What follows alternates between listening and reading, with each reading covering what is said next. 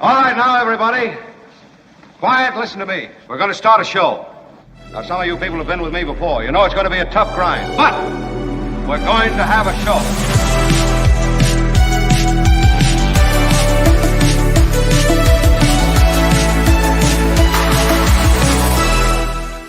And we are off. Somebody pointed out in the comments that I start many shows by saying and I never really noticed it before, but that person is 100% correct. What? It's weird how people pick up on certain things. I guess I say, and we are on. You know what I mean? It's like a thing I do. And so if you're annoyed by it, well then... Good sayonara, yeah, the hell with you. I don't know what Yeah. to say, man. It's not a big deal, but I will try to be, I don't know. Anyway, I did also get another critical comment on one of our videos. I mean, it was about me, which is why I particularly liked it. It was about, and I think everybody's going to enjoy it. So I'll share it with you. Which one do you use, in a Mark moment. Thompson? Yeah, somebody knew, and then they didn't really know who I was, and they just started like capping on some of the crap, on superficial stuff. We've got Richard Greene, the Civics Dean, joining us in minutes. Yeah, he's not always with the hopium that you guys all like. He's not an eternal optimist. He gives it to you straight. That's what I like about him. But that's not all today. In fact, David Katz, the former federal prosecutor, is going to join us second hour to update us on a couple of things. Some of the things we'll talk about are related to Trump and his legal maneuvering and the sentencing delay in the New York hush money trial, as it's called, and also the latest on the January 6th case. There's a lot going on that we can ask David Katz about. Interesting that the betting odds after the debate, the betting odds, because Donald Trump was favored in these betting forums that bet on American politics. Donald Trump was favored going into the debate. After the debate, not so much. Yeah, he dropped. What? I know he dropped. So I don't know where you're putting your money now. Now, admittedly, it's not a huge drop. They're both still, hovering around 50%. But now I believe it's 46.8% is the percentage chance of winning in November for Donald Trump. There's never been anything like this. According to electionbettingodds.com, Harris, 51.9%, so 52% chance of winning. This is, again, after the debate. So in the prediction market and in the gaming markets, there is that going on. There it is. It's still hard to believe. People are voting for the guy who thinks immigrants are eating cats and dogs. Well, he is someone with some strong concepts. So just a yes or no, you still do not have a plan. I have concepts of a plan. Yeah, concepts. really? Yeah, I mean, you have to. You're very tough on him, Kim. I mean, the truth is that yeah, he's it's all got. my Don't fault. leave my rallies. Yeah, people don't leave his rallies, and They're eating the cats. They're eating the pets.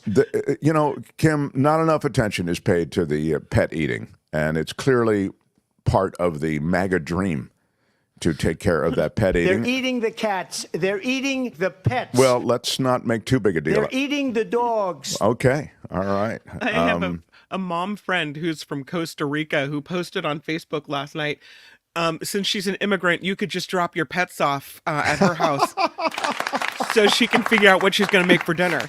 Yeah. Oh, my gosh. Ridiculous. It's just an odd thing to focus on. But it is worth noting that the Trump people and the MAGAverse is doubling down on that. They're not recoiling from that statement or in any way trying to say what we mean was. They are saying it's happening. You guys aren't paying attention to it. But isn't that right, Kim? They are doubling down on this. Well, they are. And we saw yesterday, you rolled the tape yesterday of J.D. Vance, who admitted knowing that this isn't true and pushing forward with the lie anyway. Yeah, he was challenged by the news anchor, and he basically said, we can't really be sure. And if it is happening in your neighborhood, you should let us know about it. I mean, it was bizarre. I mean, it was, What the hell is going on in the United States of America? Thank you. Ron gets it. They know it's not true. They're still calling for people to post this garbage and to lie. Because I guess this is a desperate attempt to collect any votes for people that their brain just is out to lunch and they have no way of really looking at a factual story. It's crazy. Here's the real, if you want to get away from just the crazy and talk about the political strategy for a moment, and we can talk to Richard Greene, the Civics Dean, about this and see if he agrees with me. But my general sense of it is this. He is really leaning into not the independent voter, but the MAGA base voter. He is trying to produce the kind of voter turnout from his base that we've never seen from his base before. And so he is, as a result... Would you say they've never seen anything like this? I was going to... It does come to mind. I've never seen anything like it. Yeah, well, that would be happening after the... Is everything okay? Okay. That would be happening after, we had a quake here in Southern California this morning. So more on that in a second. But anyway, just to round out the point, I do believe that that's his plan. I mean, I can't explain it in any other way aside from the fact that the guy has stepped off the curb. I mean, he's completely, unhinged. The only reason to push this and double down on it is because you want to really get your MAGA base fired up and turning out in a way that they haven't in the past. So that's my take on it. But it's otherwise it's inexplicable. I just don't get it. I don't know why you would, you'd make a big deal of this. They're eating the dogs. Okay. Now, I do want to, speaking of animals, just mention Romania Animal Rescue, Inc. They are great supporters of our show. We give them a big shout out, and we encourage people to check out Romania Animal Rescue, Inc. They have a website. You can read about the work they do, and it's important to work at that. So Romania Animal Rescue, mostly we thank you so much, or thank you so much. Thank you so much. And we encourage people to check you out. Thank you for the 20. Always appreciate it. Gosh, it's really been a rough few days in Southern California. These fires, and it isn't even really the heart of the fire season, have taken an immense toll in terms of acreage consumed. You have the latest on it, Kim, and then we'll get to the quake this morning, and I want to get to Richard Greene. We've got, in Southern California, in your neck of the woods, we have 3 different fires, wildfires. One is the Bridge Fire east of Los Angeles. That one is now the state's largest active wildfire. It's burned over 50,000 acres in the San Gabriel Mountains. Then there's that line fire near San Bernardino. It's at 37,000 acres of forest, 18% contained, and they arrested some guy for that one. I guess a firebug who is allegedly, they think, has started multiple fires, including this line fire. So his name is Justin Halstenberg. He's in jail. They're investigating whether it's accurate that he touched this one off. This line fire threatens 65,000 structures. It's causing all kinds of trouble. But arson investigators think he may have actually started other fires too. So that's horrible. And then there's the airport fire, which has burned 23,000 acres. It's out of control in Orange County and Riverside County. High winds with this one, only 5% containment. So yeah, California's burning. All my brothers and sisters in Southern California, it is a brutal time, and as you know, the Santa Ana season is ahead. I dread it. We lost our home to fire, and it is a panic whenever we see these fires starting. And they should, in my judgment, on something like this, where you're burning acres and acres of fire like this, and this firebug connected, they should lock them up and throw away the key. I don't know, what they have and, to what degree there's evidence, but man, it's the other thing that happened in Southern California this morning was a quake. And it, I saw in the chat, I think it was from the mayor of Trollville saying, 4.7 is not big a quake. That's not a big quake at all. Well, 4.7 will yeah. get your attention, man. Anything close to 5 will get your attention. Mm-hmm. And it was in Malibu, I believe, the epicenter. I don't know if they've revised even the Richter scale reading. I saw 4.7. What is it now? 4.7 is right, and that was earlier. Since then, there's been a magnitude that an aftershock rather of a 3.5 magnitude, which is the largest one to hit so far. But earlier this morning, we had a 4.7. No real damage or injury, but there could have been because the earth shook hard enough or strongly enough that a boulder was dislodged and rolled right onto Malibu Canyon Road, which is really heavily traveled. It's a 2-lane road, and it's a pretty busy roadway there. And this, especially at that hour. Yeah.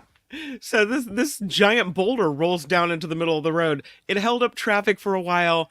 They had to remove the rock and confirm the hillside was stable. That looks like the biggest thing that happened. But 4.7 is nothing to sneeze at. I used to have my own personal scale. Like if it was under a 2.5, I wouldn't report it unless I got multiple calls to the newsroom saying we felt it, because people wanted to know like what magnitude was that. But 4.7, that's a lot of people felt that. I mean, you felt, did you feel it? Oh my God, yes. Absolutely. Yeah. Absolutely. So no, I think this is a big deal. It got everybody's attention, you know. Mm-hmm. But that's the very latest. So thank you for that. Daryl is saying, please donate to the Romanian dog rescue to help protect the dogs in Springfield and J.D. Vance. Big shout out. Big shout out to Daryl. Yeah.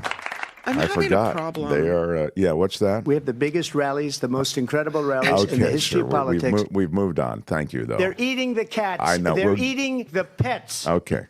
Please. All right. Go ahead, Kim. I'm sorry. I'm having a problem. It's election season, and tensions are high, and the lies are flying all over the internet.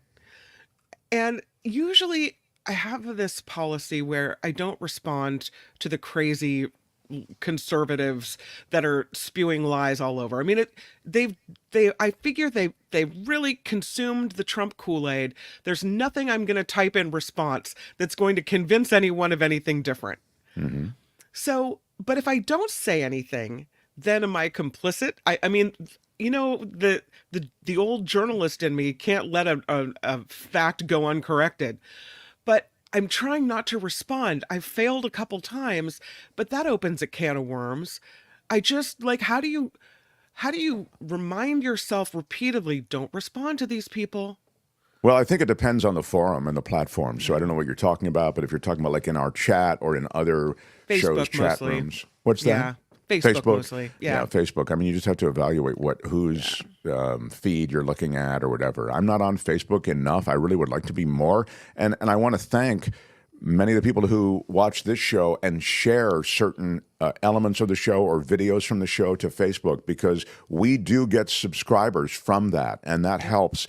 And the more subscribers we get, the more we can become a viable business. You know, it's we're really a startup, man, and we are still in a rough startup stage.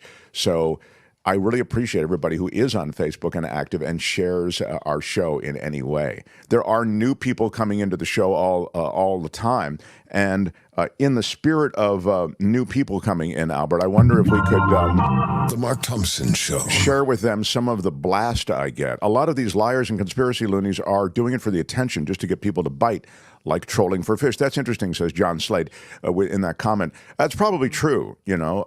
Talking to Trumpers is a catch-22 situation, says Cameo. Yeah. Ignore trolls. They just need the dialogue to sustain their relevance, says Dennis. Mm-hmm. Well, there you go, Kim. Maybe these are the smart people that you should listen to. Now, Albert, show everybody the comment that I got about my hair, which I really liked. This is a new person, right? They clearly don't know who I am or anything, which is in itself offensive. Do you know who I am? I mean, it really, I'm kind of a big deal. It's outrageous that they don't know who I am, but they don't. All right. So I find this gentleman slightly hard to look at, that hair dye and the other things going on. I can't really follow it. It almost makes me feel like it might be a bot because of the going on, the little cringe. whatever. I mean, even the username looks very suspect. I don't know if anybody user motivated those letters and QM2PYG9582. numbers and random assortments speak to them, but that's it's just weird. Yeah, but I will say this, and thank you for this random user and person who came through. You're not wrong. Yes, they are wrong. I kind of agree. So it's freshly darkened. My hair is freshly darkened just a few days ago. I got it darkened before I emceed a big animal event. Actually, it was a cat event, a cat rescue event, which went really well at a. Were they rescuing them from the Haitians? Well, you can make fun of it, Kim, but they are out there, and They're eating the cats. They're eating the pets. Well, it's a threat. It wasn't mentioned as a prominent threat, but in any case, the hair color will settle into a more acceptable human hair color. As you get older, and you younger boys and girls don't realize this, but that's why I'm here to tell you of what's ahead. You'll get to like kind of a fork in the cosmetic road, and here's that fork. It's, do I color my hair or do I let it just go gray? Like a lot of people look really great with just gray coming in. And my person said, Mark, would you like to just let the gray go in a little bit? And I said, if I ever hear you suggest that again, I will never darken this door, all right?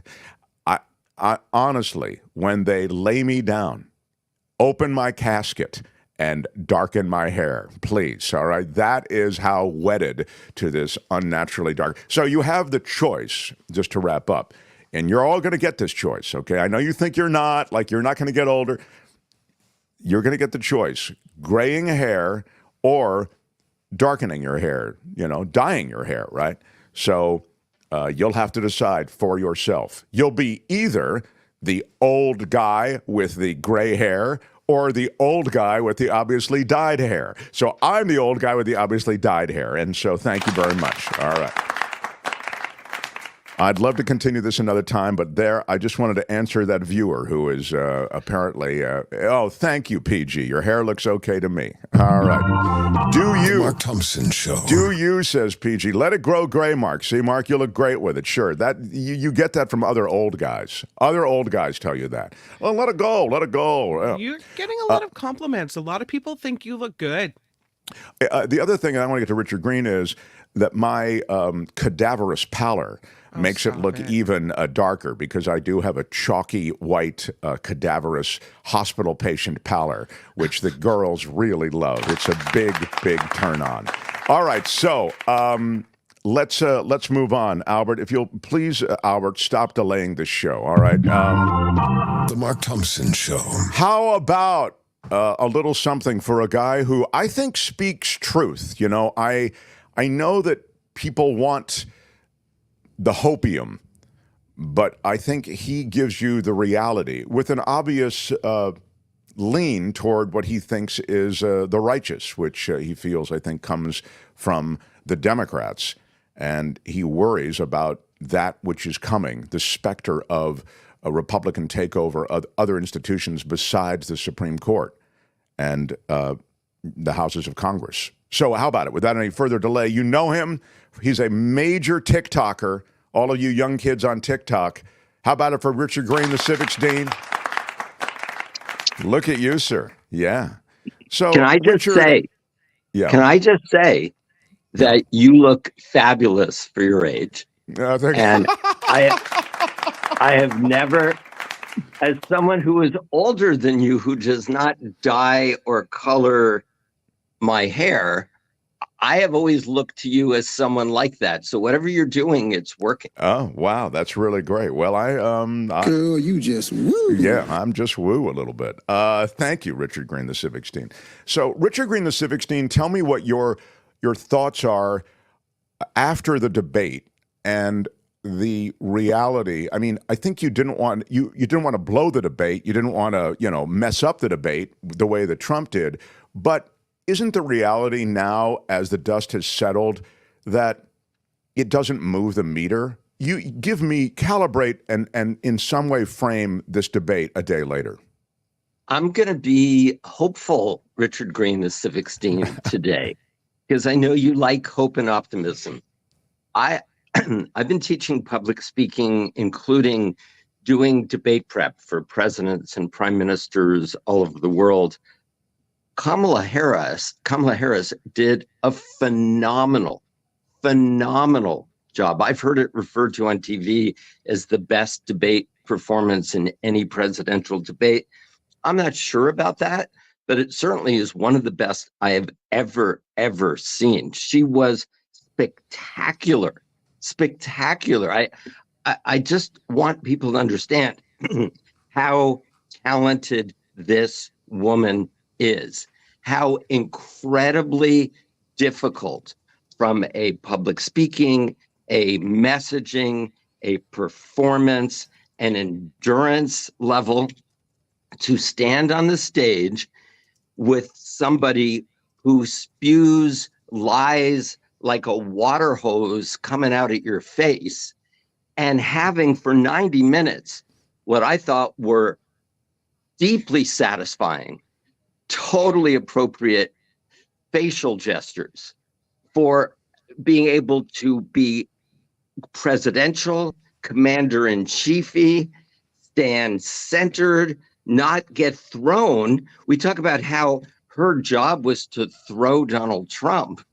She accomplished that, but his job was to throw her like he threw Hillary Clinton and Marco Rubio and everybody else. This man is unbelievably difficult to debate. And he has debated very smart, seasoned politicians over and over and over again. And Kamala Harris didn't flinch once.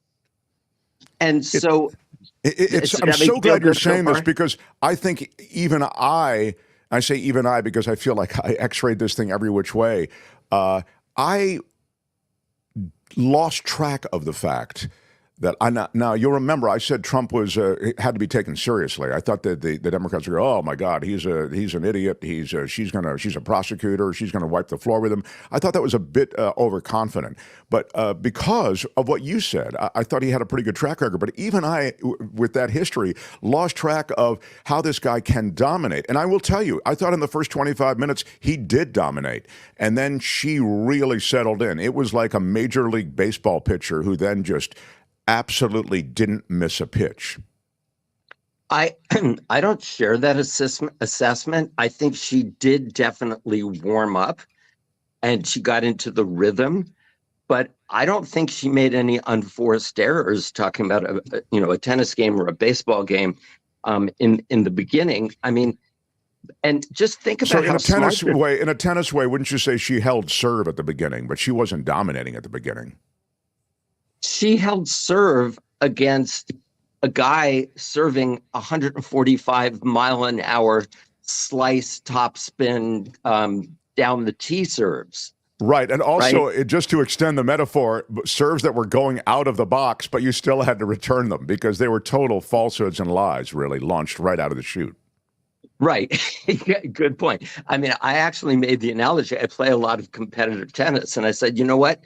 You have to be much, much better when you're playing against an opponent who cheats, right? So if you're playing against an opponent who cheats, you can't hit near the line.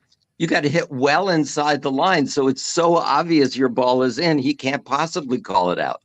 Sure. So sure. But let me get to the bigger for example, right? I mean, she stayed so centered. He was able to evade the question about whether he would sign a national abortion ban. He was able to evade the question about what happened at the border. Well, why did you kill the border deal, right? He's slippery as F, right? And she held her cool, which was unbelievable. She looked presidential. She sounded presidential. Her strategy was flawless. She executed it flawlessly. I mean, it really is, in the tennis analogy. I mean, in that second hour, and I think maybe even the whole thing, Trump is thinking to himself, I can't beat this. It's like playing Jacob Sinner. You know, I can't, whatever I do, I can't beat this woman, right? And the fact that she's black, the fact she's 5'2", the fact that she is a woman was really getting to him. But I just want to make the point. Can we, and I think we're still missing the obvious point. Am I allowed to swear on this show? I prefer you don't, but if you must, you must. Okay. Can we all finally, after 9 years, have a conversation about how this man is certifiably insane? He's crazy. He's nuts. And if a fourth grader, if you have a fourth grader and he or she goes to school and she or he tells the kind of lies to her teacher over and over and over again, your child would be kicked out of the school. For example, the thing that really pissed me off, he bold-faced looks into the camera at about 60 million Americans, and he says, everyone wanted Roe v. Wade to be demolished by the Supreme Court. Everyone wanted abortion rights to go back to the states. All of the legal scholars said that that's the right thing to do. So, first of all, I'm a lawyer. I didn't believe that. I don't want Roe v. Wade to be demolished. I very much want it to be restored. And it's not like this is a unique, you need super high intelligence status, to be able to find this information. This is information that is available to every human being on the planet. And it's not just like a thing, well, there's 2 or 3% of the people who disagree with you, Mr. President. No, 60% of the people that you're saying support something don't support that. And the fact that someone would lie about something so provable, so overtly, and over and over and over and over again, like he did after the debate. Well, 90% said I won the debate and 8% said, I mean, this man That was hilarious. Needs to be locked up in a treatment facility for as long as it takes. Well, I just to keep it in sort of the rational world, I mean, I think he is crazy and a bit crazy like a fox, though. I don't think he's delusional. He's a guy who says anything because saying anything sometimes gets him to where he needs to be. It got him to the Oval Office, frankly, in 2016. So this is interesting, though, because I wanted to talk to you about the substantive political part, because you have been a political advisor to so many through the many years.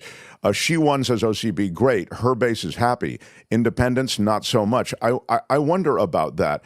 I think she was really singing to independents more than her base. It seemed to me that the person on stage who was playing to the base, I was saying this before you got here, with all the lunacy that is associated with, they're eating your pets, and I mean, really the extreme Laura Loomer type stuff, and we'll talk more about Laura Loomer in the minutes to come, but that extremism really plays to his base. And I was saying that I think the only way I can in any way justify it on his end is to suggest he's trying to get big voter turnout from his base. Otherwise, I don't see it. I mean, it's not a rap that's going to land with any independents. Can we be honest about the whole eating your cats and dogs thing?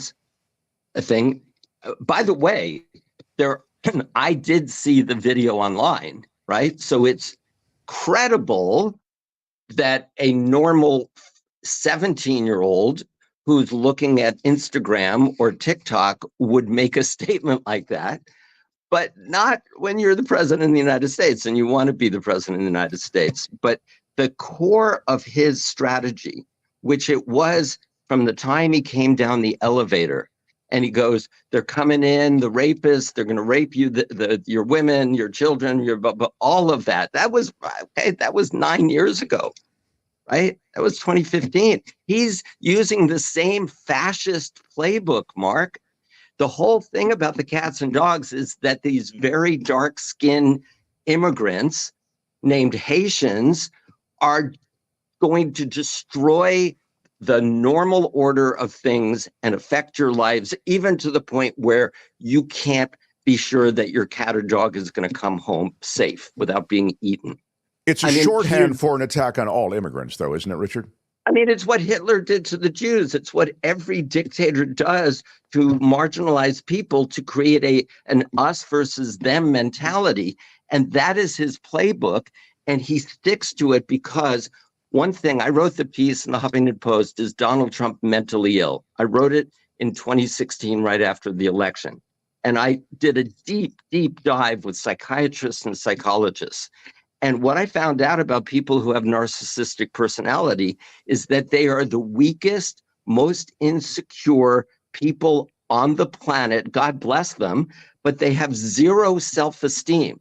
The reason Donald Trump will never, ever, ever admit that he lost a presidential election is it's too painful to his ego, to his sense of who he is, to admit that he did that people don't like him. That's why the crowd size thing will always get him off track.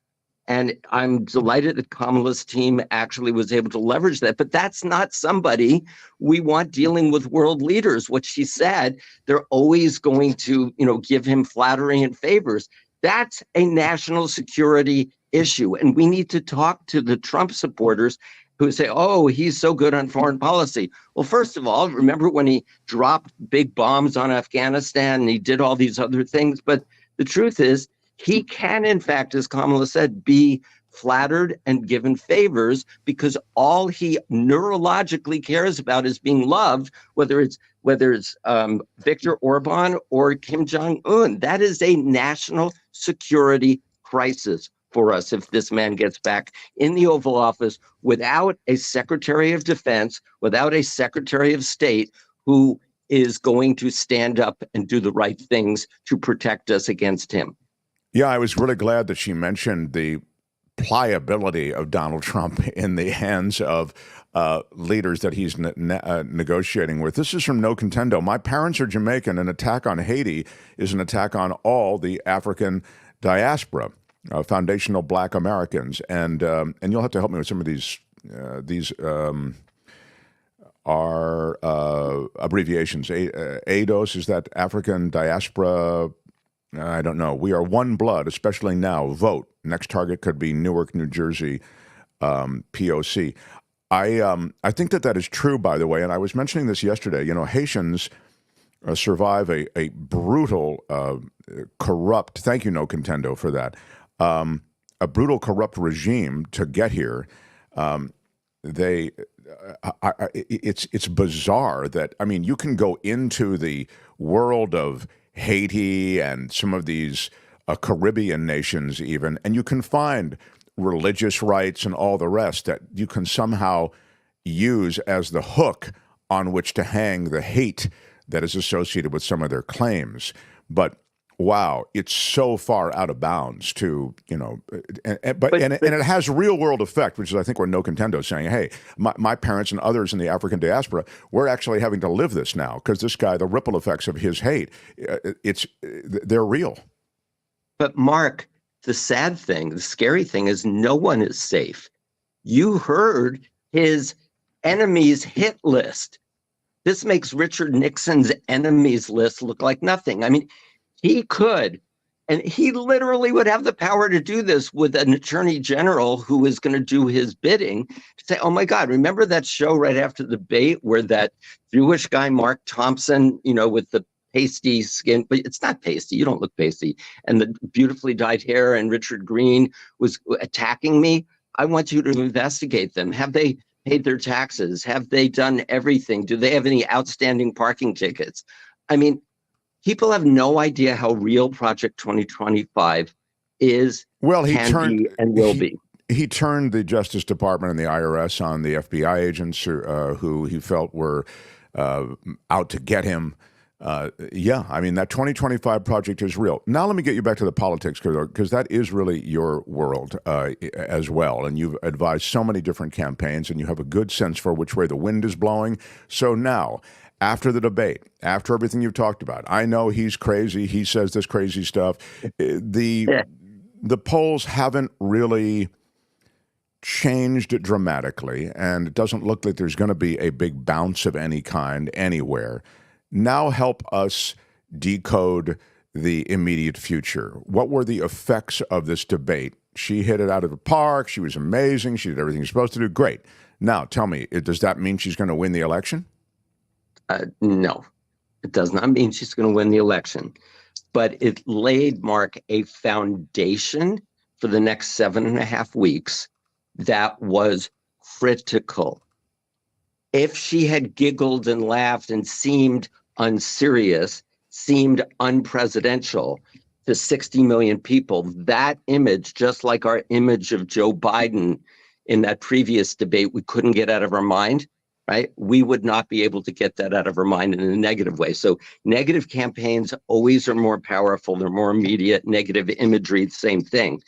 But she accomplished the primary, indispensably critical goal that a presidential candidate needs to accomplish, which is to be seen as someone who can be president, who can be commander-in-chief, who is solid, who can protect me. We have to understand politics is psychologically primal. We all want, for thousands and thousands of years, our tribal leader to be an alpha leader, right? They have to protect us. Maslow's hierarchy of needs. We crave on the deepest possible subconscious levels safety and security. And it did look, honestly, that petite, relatively petite Black Asian woman actually could keep us safer than that fat, crazy 6'2" white man, right? So that is indispensable. Check, we did this. Now we have to have these conversations with people who didn't watch the debate, people who are vulnerable to the racism. They're eating, Kamala, if she's in charge, why didn't they close the border more? And we are vulnerable on that issue. And I have been very critical of Joe Biden and every Democrat for not doing more on the border, just on a political level. Like, whatever you believe, do you want to win elections or not? You got to be better on the frickin' border, for God's sakes. And we have to also make clear that we are not the party in favor of executing already born 8 or 9 month old babies lying on a hospital table. I mean, there are so many things, for example, that we need to communicate.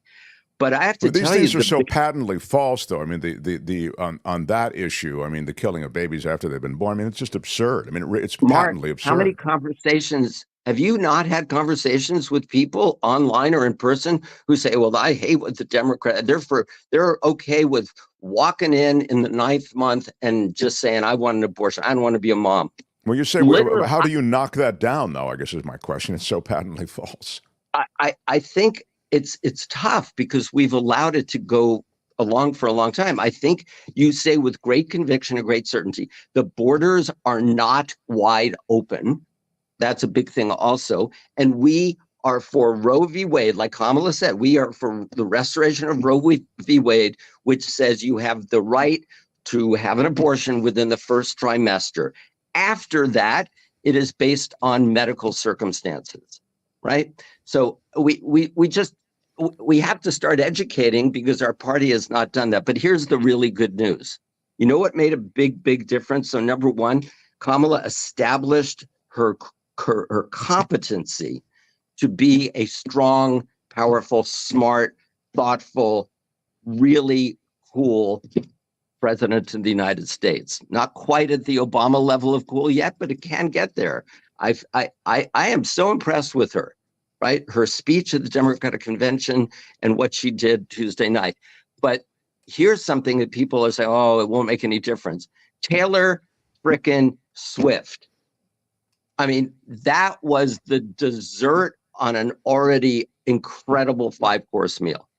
And when people say, oh, that's not going to make a difference, celebrities don't make a difference, that is BS. That is absolutely best. She registered, 337,000 people, or sent 337,000 with one Instagram post, right? Within 24 hours. And the Instagram, but not to interrupt, but I just want to make the point that I thought she was so brilliant in not saying, I suggest you vote for Kamala Harris. She didn't say that. She said, do the research and see which one of these candidates speak to the things that you care about. It was quite lengthy, and she said, Kamala Harris is my vote.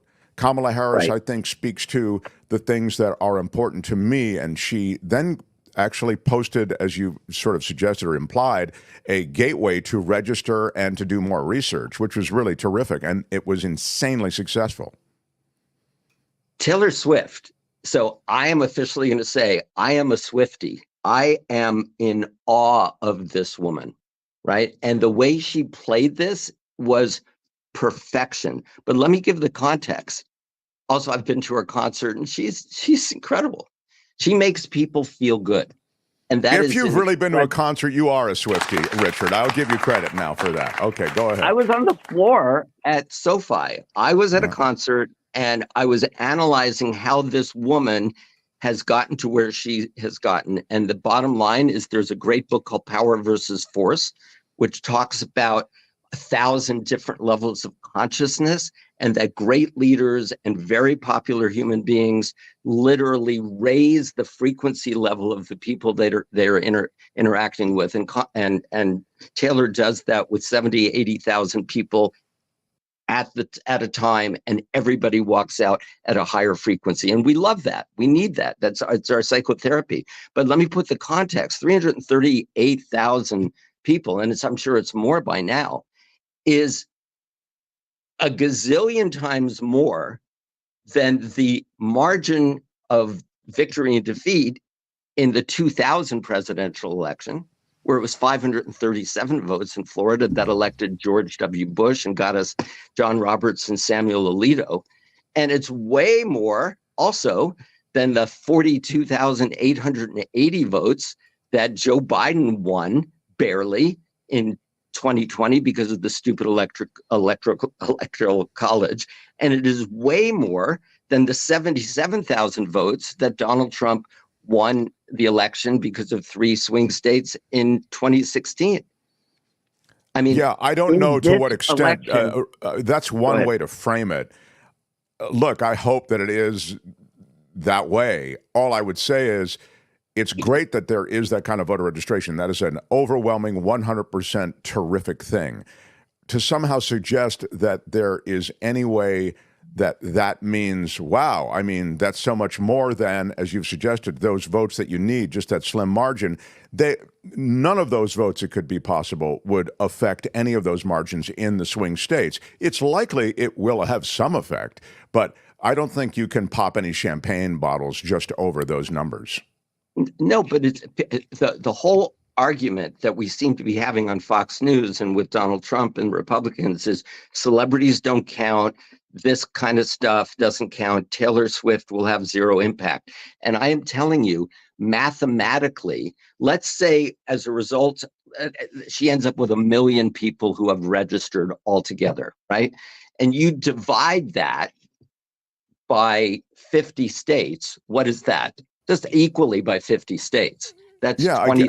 But that's just not the way it works. They could all be in they could, 70% of them could be in California. But they're not going to be.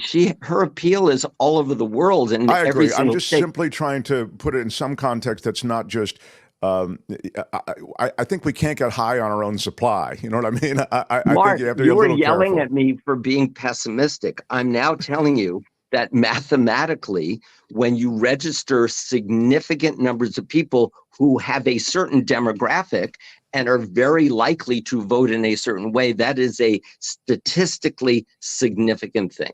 Can we leave it at that? Yeah, and I'll tell you, I never was yelling at you for being pessimistic. On this show, I celebrate pessimism. So I don't, I'm a pessimist, and I love other pessimists.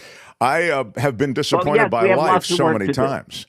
We have lots and lots of work to do. And Donald Trump and his team are, as you mentioned, incredibly skilled at changing the conversation and weaponizing hate. Yeah. Trevor says, I think we can at least start chilling the champagne. All right. Pietro says, speaking directly to the Polish American community in Pennsylvania, shakes that tree too. That was brilliant. That was masterful, Genius. Pietro says. Yes.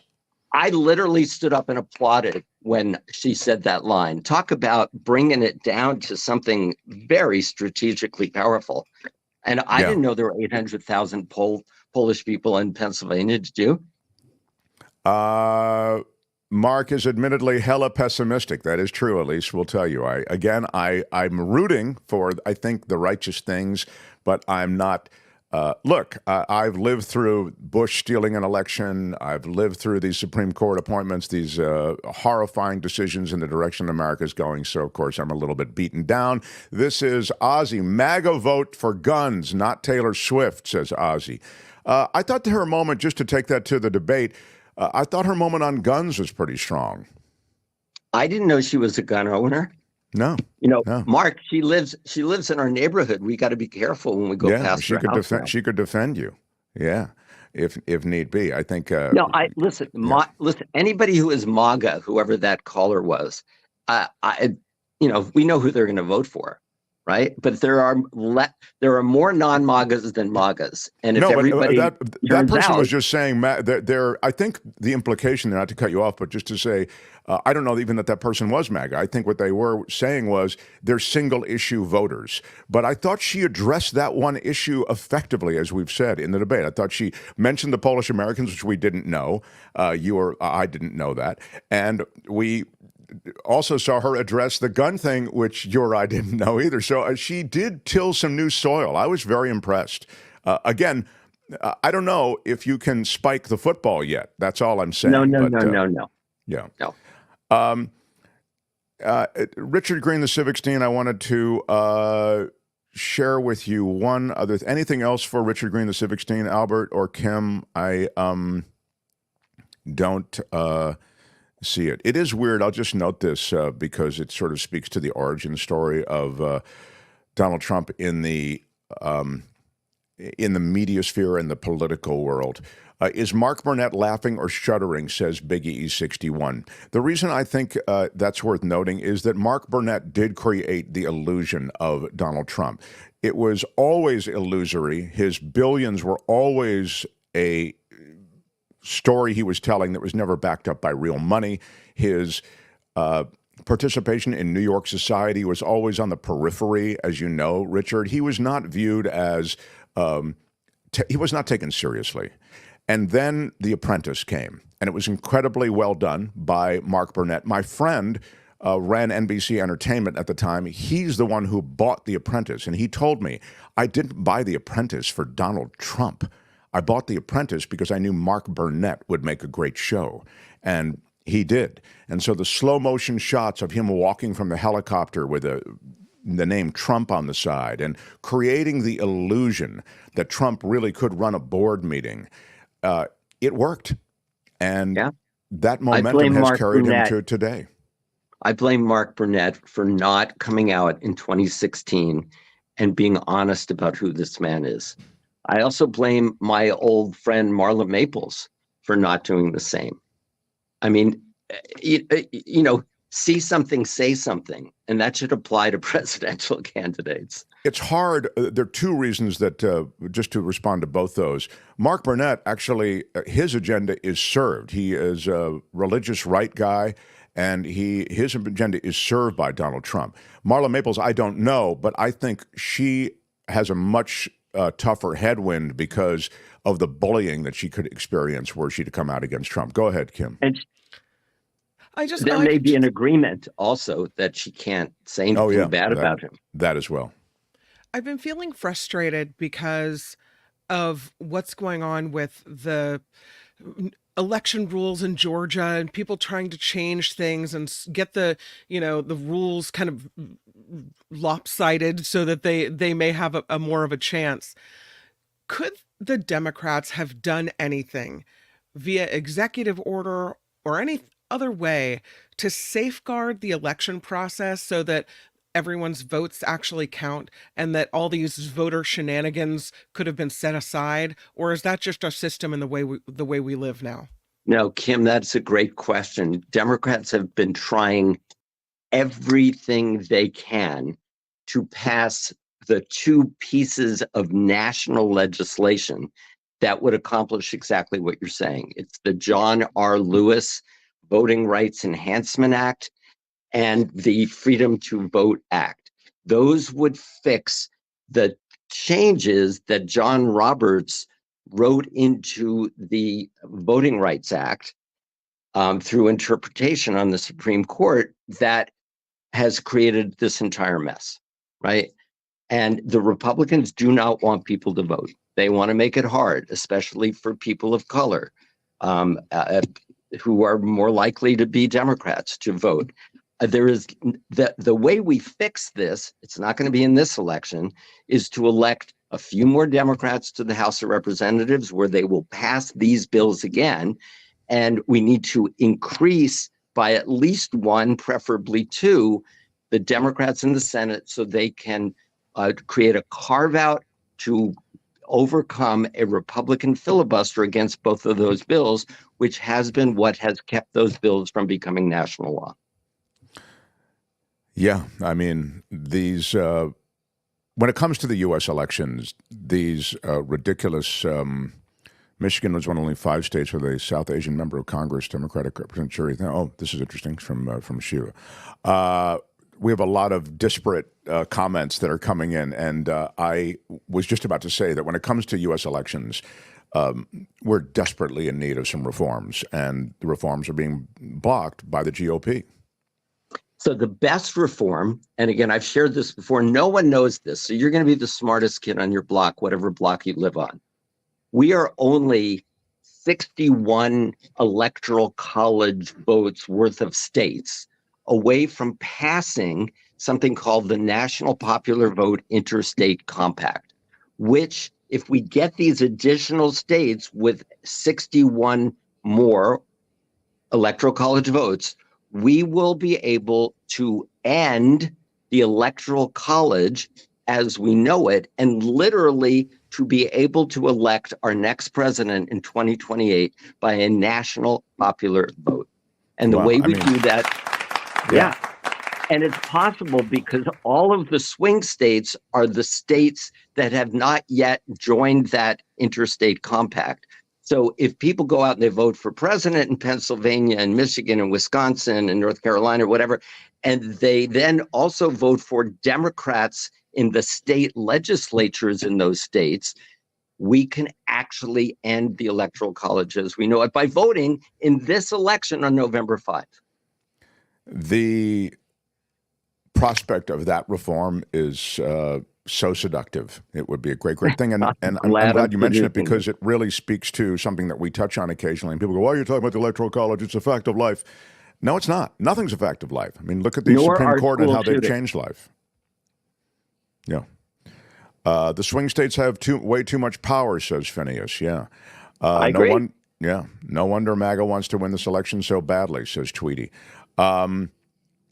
Great to have you in the mix, Richard Greene, the Civics Dean. And actually, I will tell you that Richard Greene, the Civics Dean, if you want to see both him and his mother, who's an amazing woman in her own right, find him on TikTok at Civics Dean. He is you've got you're a prominent figure on TikTok. You've got quite the following. Your mom is more popular even than you are. My mom. So here's the thing.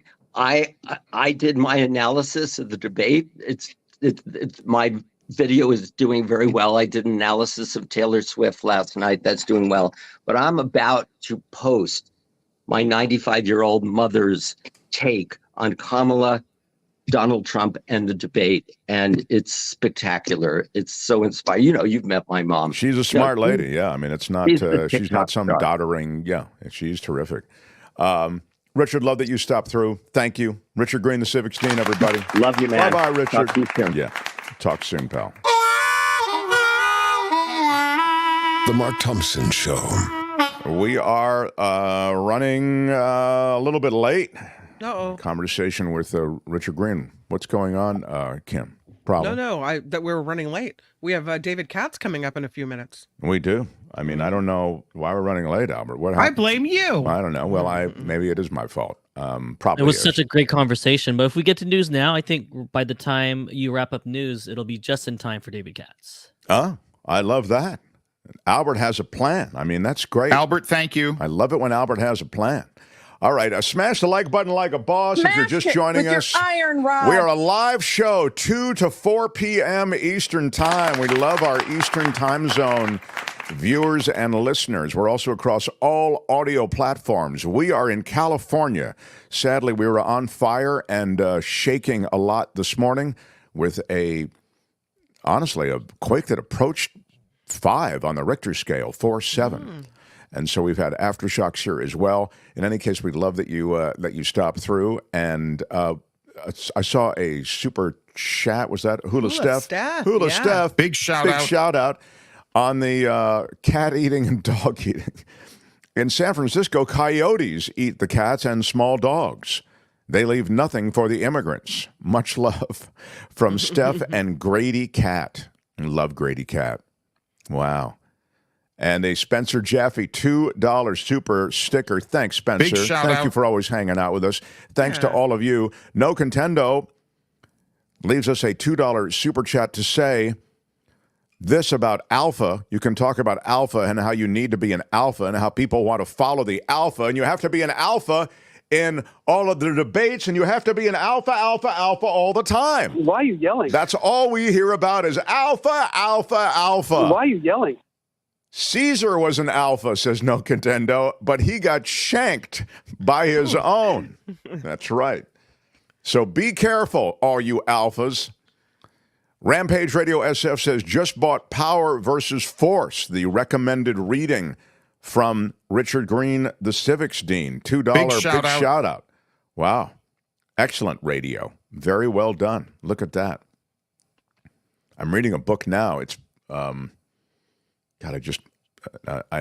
close to recommending it. I'm just not quite through enough of it on cults and the psychology of cults, because you can see the cultism that is flowing through not just MAGAville, not just the world of MAGA and the land of Trump, but through American society and societies worldwide. And sadly, the science of cultism and how it plays with the human psychology doesn't change through the decades. And you can see it manifest in all these different things. So we'll talk more about it in the weeks ahead. I'm just looking, is there anything else I need to do? No, I need to get right to Kim, is what you're saying, Albert. Okay. Kim's news, and then the great former federal prosecutor, now defense attorney, David Katz. Mark Thompson Show. The Mark Thompson Show.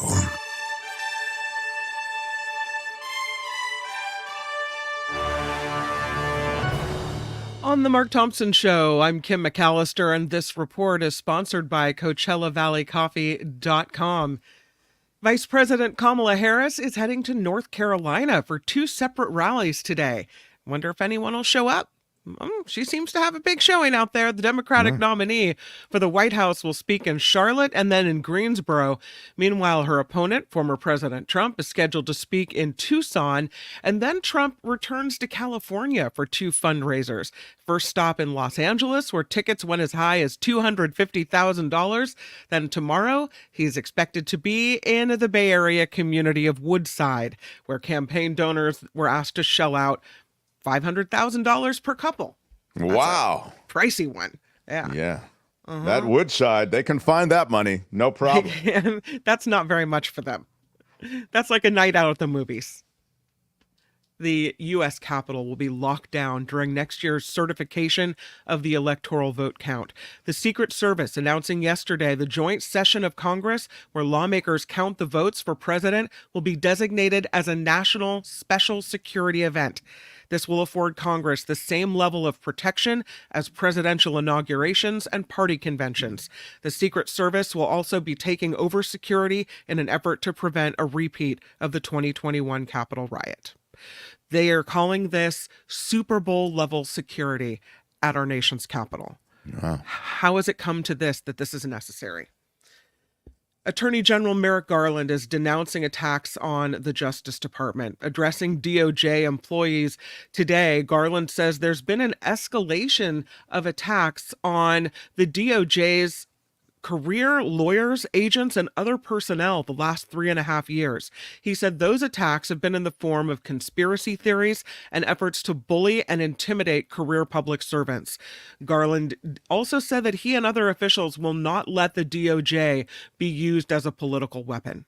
Well, Merrick Garland, you are an embarrassment. You are an absolute lowlife who is too timid and afraid to actually appoint special counsels in a timely manner to truly pursue the illegality, corruption, and destruction of the last administration. It is an outrage that you would make a public statement, which has some truth to it, that I'm sure members of the Justice Department and career justice officials have been intimidated. But the fact that you could come forward and make this statement makes me sick. It makes me sick to see you. You are an absolute embarrassment to the Justice Department because you slow-walked the appointment of a special counsel. And as a result, those who are involved in a coup attempt, a violent coup attempt, continue to walk free. And the guy who headed it all up will never, potentially ever, be held to account. And it is your fault, Merrick Garland, your fault. You disgust me. In California. Good day, sir. Okay. Millions of Californians are about to find out their power bills are back on the rise again. State regulators are voting today. Really? Do they even need to vote? What's the point? You know they're just going to say yes. They're just going to vote thumbs up, right? Yep, stamp it and move on. State regulators will be, quote, voting today on a new request from PG&E to tack on another $6 before the end of the year. The company says it's to cover expenses paid during a slew of winter storms that caused outages. If the new charges are approved, the increase would bring bills back up after customers received a temporary reduction in July. It sure doesn't feel like a reduction. Just feels like every time you turn around, your PG&E bill is outrageous. They've got a problem with Francine. Oh, good old Francine. She's moving on into New Orleans. There she is. She's now moving north, threatening much of the South with torrential rain, potential tornadoes. The hurricane made landfall late yesterday in Louisiana. Nearly 370,000 people are without power there. Francine is now a tropical depression, spreading heavy rain over Mississippi, Alabama, and the Florida Panhandle. About 12 million people in that area are under flood warnings through Friday. Francine. In California, not the rain, it's the fire that's the problem. Police believe the man accused of starting a large wildfire in San Bernardino County may have actually started other fires as well. That's what arson investigators are saying about Justin Halstenberg. He's being held in jail in connection with the 37,000-acre line fire. An investigation into whether the suspicion is accurate continues there. Meanwhile, 65,000 homes are threatened and people are fleeing this area. New York City Police Commissioner Edward Caban is stepping down as there's a federal investigation now into his police department. Mayor Eric Adams says he accepts Caban's resignation, adding that Caban decided it's the best decision at this time due to recent distractions for the department. What kind of distractions, you may ask? Well, the FBI seized Caban's phones, as well as those of his brother and New York Police Department leaders last week. There have been reports the FBI is looking into whether Caban's brother illegally profited off nightclubs by using his connection to his brother and the police commissioner position. I see. You know, it's the old nightclub switcheroo. Once they grabbed those phones, I was pretty sure that there were going to be some resignations and, again, some indictments. Well, you know, that's how they roll in New York. In the Georgia area where the high school shooting occurred, the mother of the alleged shooter at Appalachia High has now written a letter apologizing to parents and families affected. Marcy Gray wrote the letter saying she is sorry from the bottom of her heart. She writes that her heart breaks for the two teachers who gave their lives while in service of teaching, and that she will never forgive herself for what has happened there. The 14-year-old suspect is facing 4 counts of murder for killing 2 teachers and 2 students. Meanwhile, here in Petaluma, there was a threat posted online similar to what happened in Georgia. And last night, police arrested a 14-year-old student for making the threats. So crisis averted in Petaluma. But this is the way of life in every school district. Constantly a threat, constantly something going on. Well, and I also think raises that, your anxiety. I mean, and the kids' anxiety for going to school. Sure. I mean, this father who bought that kid the weapon, I mean, he is on trial. He is going to be tried. I mean, you just find parenting letting down the process. And society letting down the process. Mm-hmm. As I've said before, and I'll just keep this, really short. The crises that affect you when you're an adolescent, now with the proliferation of guns, oftentimes manifest in some kind of gun worship and ultimately some kind of gun violence. It's a sad state we're in. Really sad. I don't know if you heard this story. Let me be the one to tell you about it. Did you hear that John Bon Jovi saved someone's life yesterday? I saw that headline. What happened? Well, hold on. I'm trying to get a John Bon Jovi picture up. I don't know, maybe you could handle it, Albert. Oops, that's the fire. That's not John Bon Jovi. Hey, wait a minute. What's happening? Craziness. Tennessee police are praising singer John Bon Jovi for helping save a woman's life. It happened this week. Bon Jovi was in Nashville filming a music video on a bridge when he noticed a woman holding on to the outside of the bridge's handrail. It looked like maybe she was going to jump. So Bon Jovi and a member of his team approached her, talked to her for several minutes before helping her back onto the sidewalk. She and Bon Jovi embraced before leaving the bridge together, and police confirmed the woman was taken to a local hospital for treatment. Nashville Metro PD thanking Bon Jovi, saying, "It takes all of us to help keep each other safe." So, wow. What a moment, Yeah, a really extraordinary moment. Absolutely right. Yeah. That's an insanely extraordinary picture, right? John Bon Jovi. Absolutely. Talking somebody off the ledge. Gosh. In a crisis, in this moment where you think your problems are so big, that it's a forever situation, and it just isn't a forever situation, not a solution. So here he comes to save the day. Taylor Swift, we talked about this earlier with Richard Greene, the Civics Dean, has endorsed Vice President Kamala Harris, but experts say, it's probably not going to move the needle in the November election. There's a professor at UTSA, Professor John Taylor. He says celebrity endorsements are as old as elections themselves and rarely have they made a difference. Voters, he says, are more likely to be swayed by their thoughts on issues like the economy, border, abortion. The Harris campaign has repeatedly shot out requests for donations using Taylor Swift's cat-hugging picture to grab some attention. I don't know. He thinks it's not going to make a difference, but Taylor Swift is kind of in a league of her own. And so perhaps maybe it'll make more of a difference than thought. I mean, it can't hurt. And apparently, just based on voter registration, it made some kind of difference in some area. Well, more than 300,000 people, because she included a link to register to vote. So, yeah. I mean, I just think that there's a compelling argument for the fact that she will be impactful. Absolutely. I see we have David Katz here, so I'll wrap it up with this story. And it is that Campbell's Soup is changing its name, kind of, just a little tweak. After 155 years, the company is dropping soup from its corporate name and will be called the Campbell's Company, not Campbell's Soup. It comes at a time when more consumers are reaching for snacks rather than soup.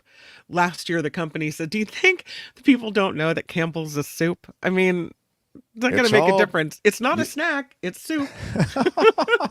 It's all marketing. But breaking news. It's important. I mean, I guess that's a real thing.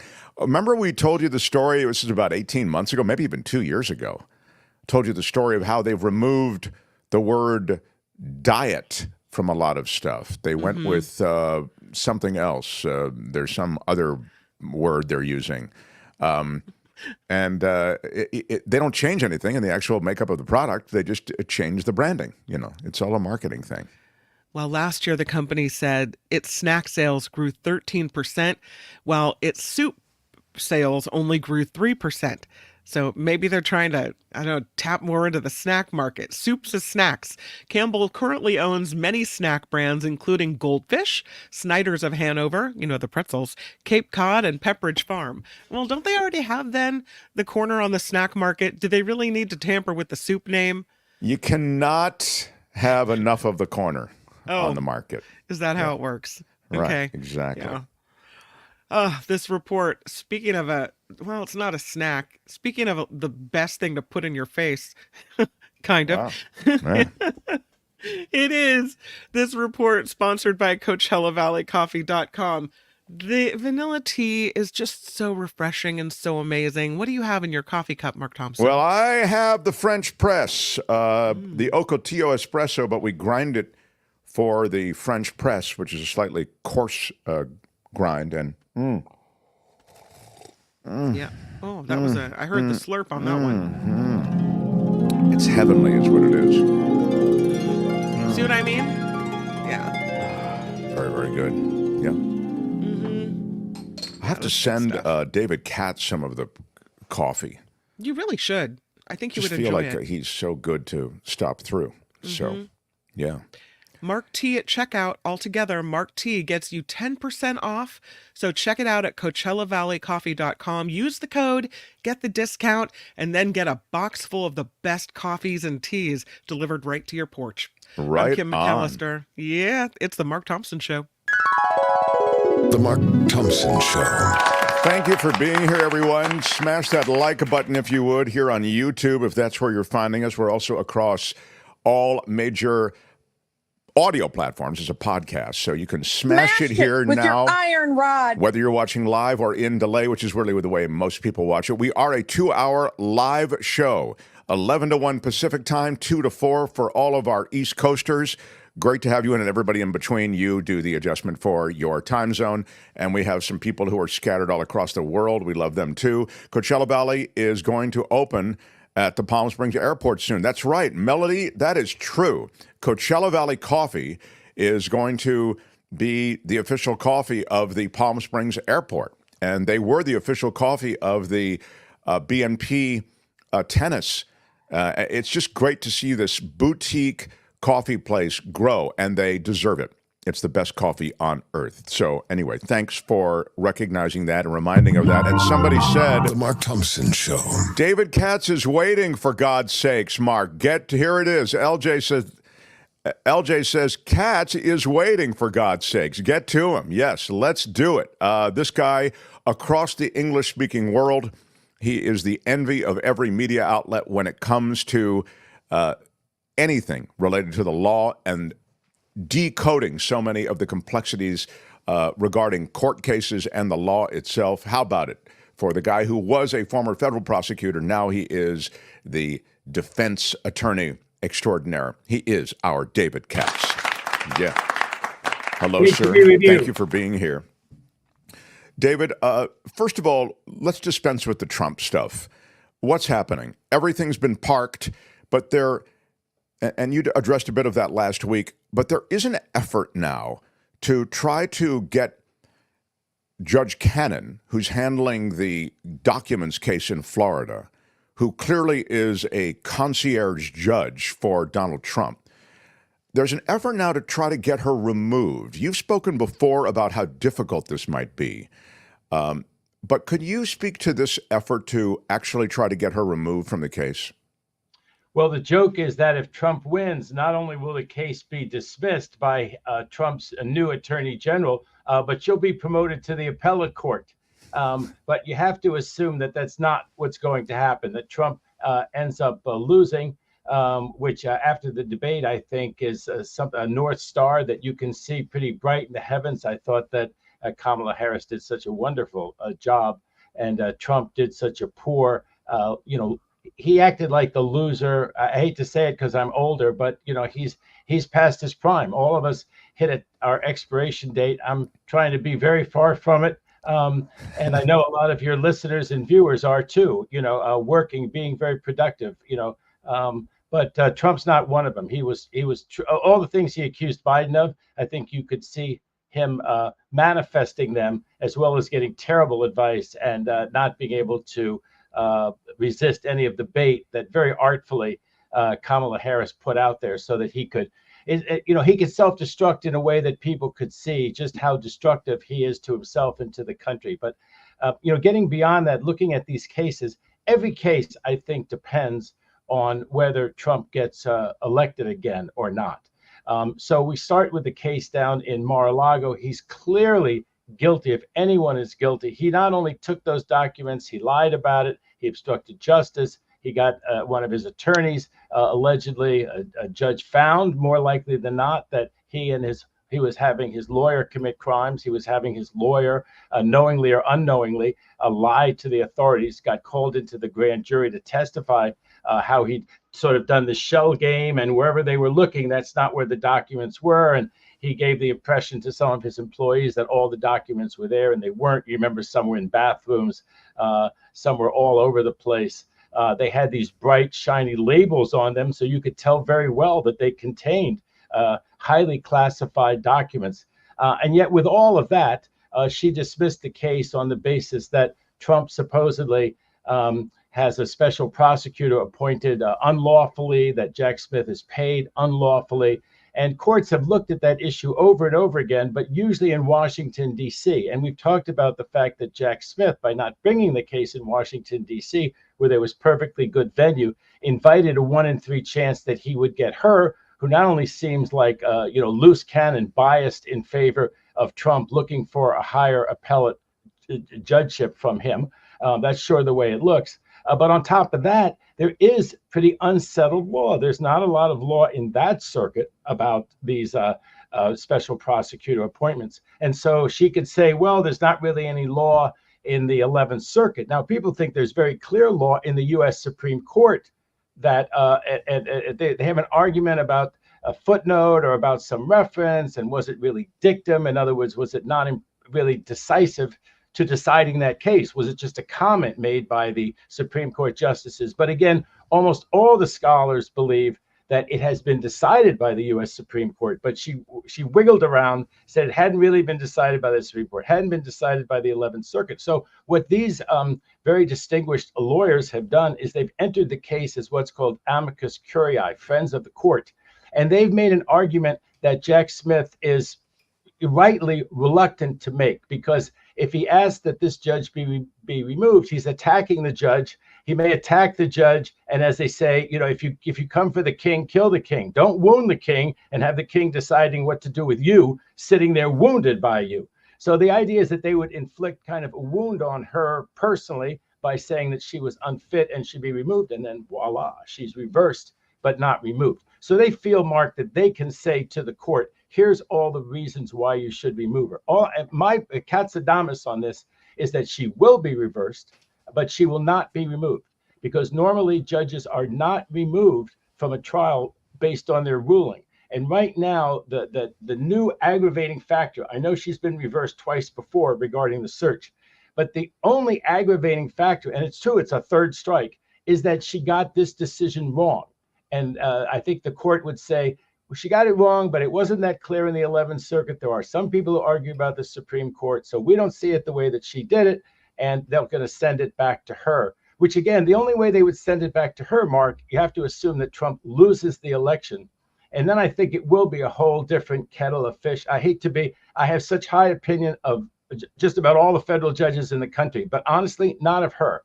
But I think that she'll be less craven, because I don't think there's any other, even Republican president who's ever going to appoint her to anything. So once she realizes that she's going to be sitting there in Fort Pierce for the rest of her life on that district bench, I think she's going to really try hard to get this one right the fourth time. I mean, what's her upside once Trump's lost to continue to be the last stock of the legal world?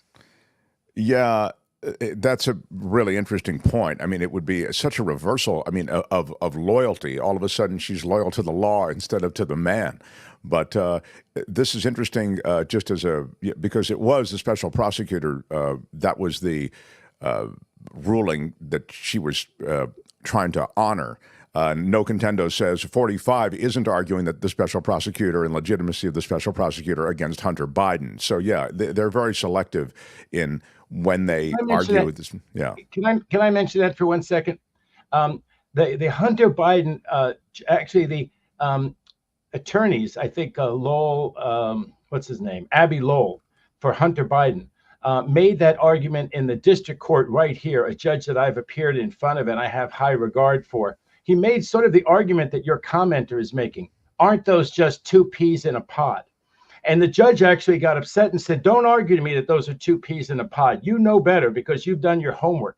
And the argument goes like this, that Weiss was a U.S. attorney appointed by, nominated by Trump, but then approved by the two Democratic senators. He's kind of a consensus pick back when he was the U.S. attorney.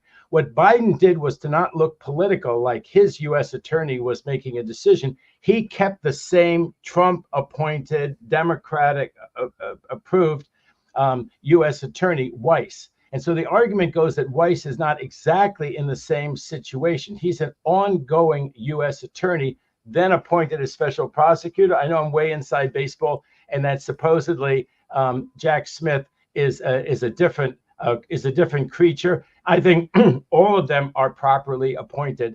But, under this unitary idea, this is what people, they realize it and they're horrified by it. And I don't know what we're going to do about it except put more members on the U.S. Supreme Court.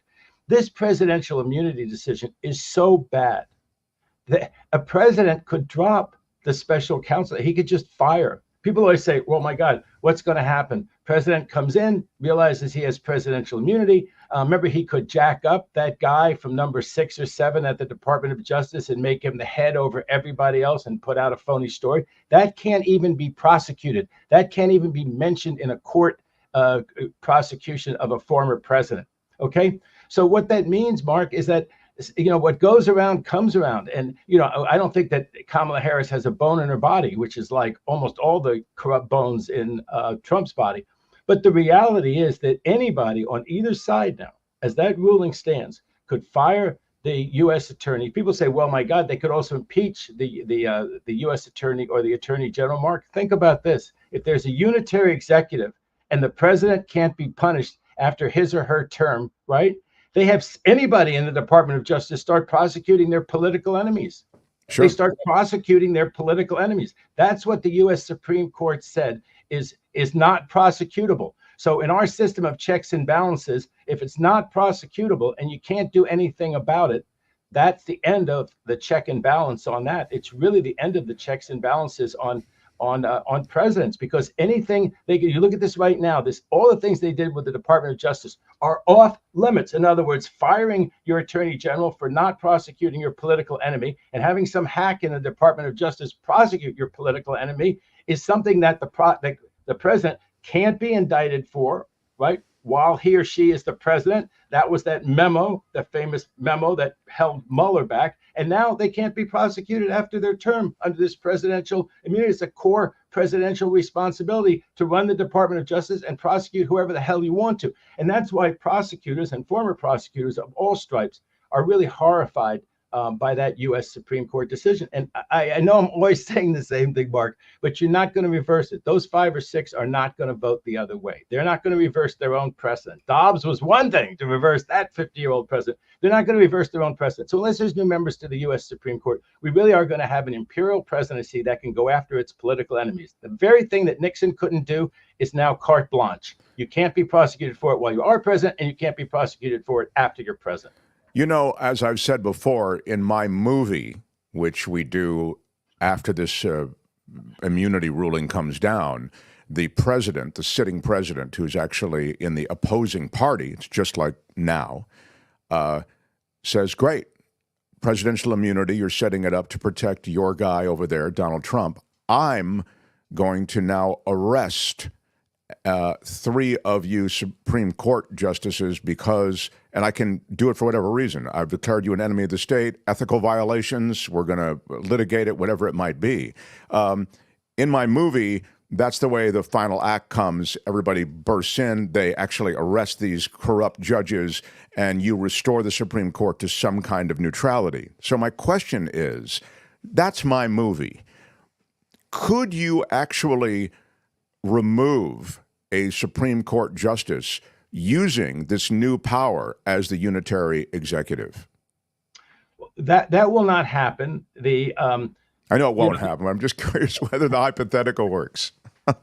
That will not happen because everyone is too much of an institutionalist. Even Trump, if he were back in power, would not remove, if the Supreme Court were close, that headache in history, the thought of what people could do with the military really back you up, with the Marshal Service back you up. I mean, I suppose we'd have a situation worthy of the Civil War.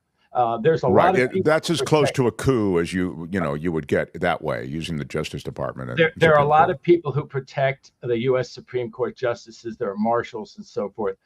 There's police officers, I think, who are committed to that. There'd be a standoff at the Supreme Court. Nobody would be worried about how it looked, like they were worried about, some people were worried how it would look to have that army at the Capitol. Of course, they were also worried, came out during the debate, or response to what came out during the debate.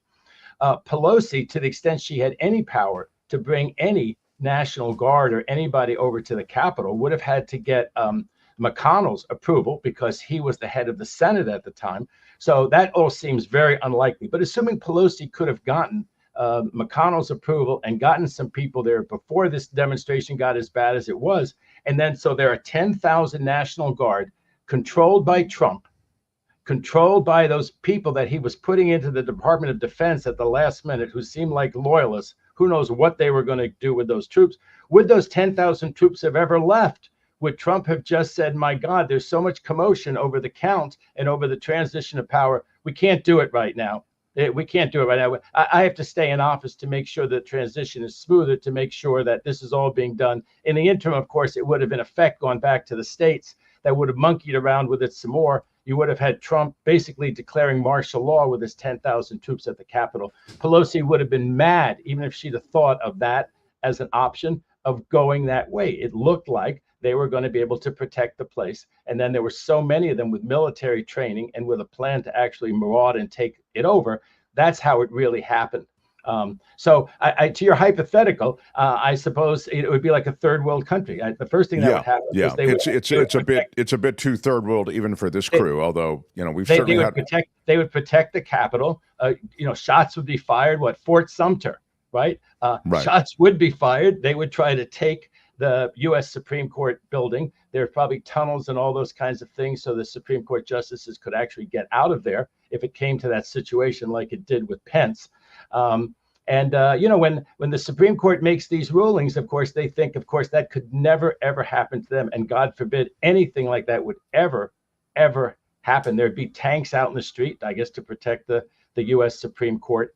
And it would be just an awful situation. One thing that you have to remember is that the president has this immunity, but other people don't. So either then or later, anyone who participated in this, they would say that this was so ultra virus. It was so beyond what anybody thought was their job. You go to West Point, you take a whole lot of courses like lawyers do and how the Constitution works, of what the role is of the military vis-a-vis civilian government, Mark, right?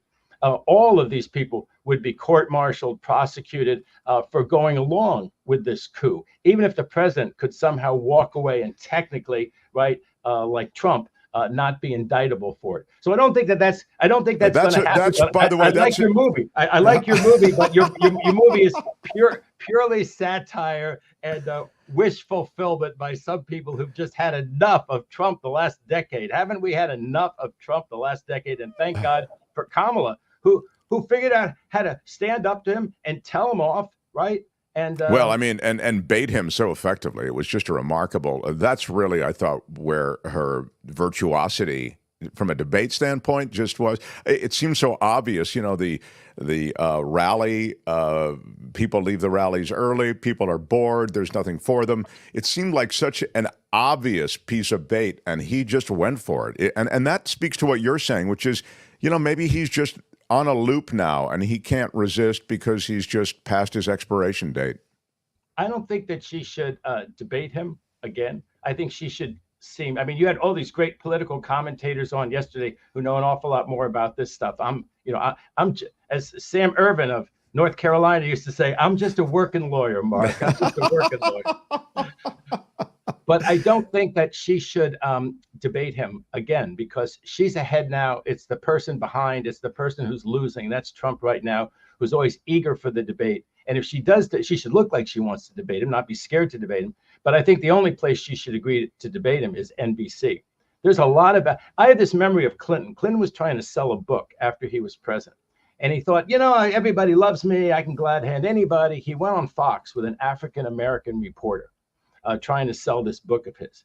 And when that African-American Fox reporter got done with him, he could barely show his face anywhere. They went around and they asked him every tough question. They did all that kind of stuff. Why on earth? I'm not saying there are similar hard questions you could ask Kamala, but does she want to find out how Fox is laying in wait for her? What booby trap they plan to spring on her? Why on earth would she do that? She's ahead. She did a great job.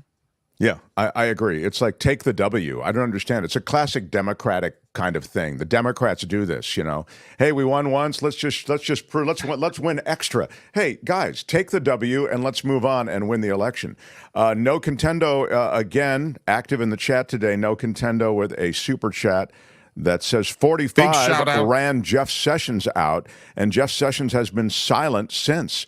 Isn't that true? That Jeff Sessions, who was the big Trumpy, really carrying Trump's water in the early part of his term, then he and Trump parted company, and it was ugly. Well, there's this sense of having duty. I mean, I worked with people like this. I was, I wasn't political at all, but I was in the, quote, Reagan administration. I worked under 2 U.S. attorneys who were picked by Ronald Reagan. And there was just nothing political about it. I've told you before, I worked with Adam Schiff, a fellow Democrat, in that same office at the same time. And there was absolutely a sense of honor. There were things that you could expect of somebody, no matter how conservative or liberal they were. And one of them was to recuse yourself. Sessions had to recuse himself under Department of Justice rules and hand it off to somebody else. They handed it off to Mueller. And I used to get in trouble with this when I was on CNN, because I said, don't wait for Mueller to save the democracy. Go out and vote. He's not going to save the democracy. And he didn't. Well, you were so right. But I mean, yeah, he was past his prime, too. He was past his prime, too. He should have had that brilliant fellow who's on MSNBC testify in front of Congress. But again, he was the special prosecutor. He testified. He did a terrible job of explaining what that investigation was all about and how he really had the goods on Trump. He did a terrible job in front of Congress. And then they were yelling at me, Mark, on CNN. They were saying, I thought you former federal prosecutors, you were the cat's pajamas. Well, he wasn't the cat's pajamas the day he testified in front of Congress, and people were very, very disappointed. And on top of that, he got played, remember, with the executive summary. That was not a summary. That was a false narrative, a short false narrative that Bill Barr put out. And he seemed to think that he could trust Bill Barr. But what I'm saying, Mark, is that people like Sessions, like Mueller, they brought certain rules and regulations that they imposed on themselves. They had this sense of, this is how things are done. And these folks would have lost the ability to control the investigation of Trump, as Sessions did. They would have, there were certain things that, for your honor, for the rule of law, you would do them, although they were not in your party's political interest. And I don't. Although it bears, don't you think, David Katz, it bears reminding people that Bill Barr. I didn't mention him.